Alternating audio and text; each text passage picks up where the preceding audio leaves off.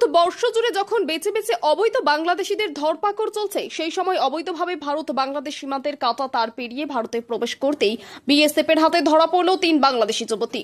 BSF সূত্রে জানা যায়, বাংলাদেশের নরসিংদী জেলার 28 বছরের শিল্পী আক্তার, 28 বছরের তানিয়া বেগম ও 18 বছরের মুন্নি আক্তার নামের এই 3 যুবতী নিজেদের স্বামী, সন্তান, পরিবার ছেড়ে ভারতের মুম্বাই শহরে কাজের উদ্দেশ্য নিয়ে ব্যাগ গুছিয়ে বেরিয়ে পড়ে ভারতে আসার উদ্দেশ্যে।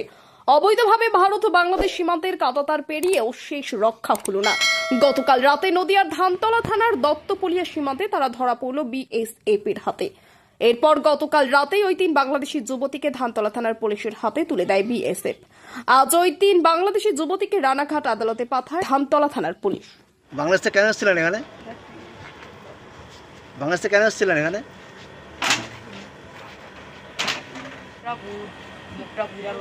সাংবাদিক তো দেখতেছ মুখটা বুঝালো কত মালে তার দিদি উন্নয়ন ঠিক করো।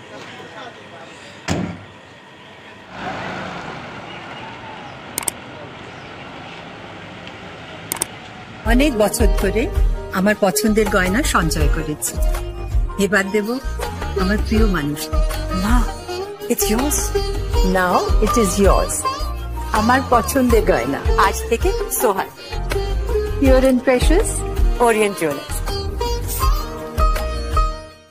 যদি এখনও আমাদের খবরের দর্পণ চ্যানেলটি সাবস্ক্রাইব না করে থাকেন, তাহলে এখনই সাবস্ক্রাইব করুন, সঙ্গে বেল বাটনটি ক্লিক করুন আর পেয়ে যান সব খবরের দ্রুত ভিডিও আপডেট।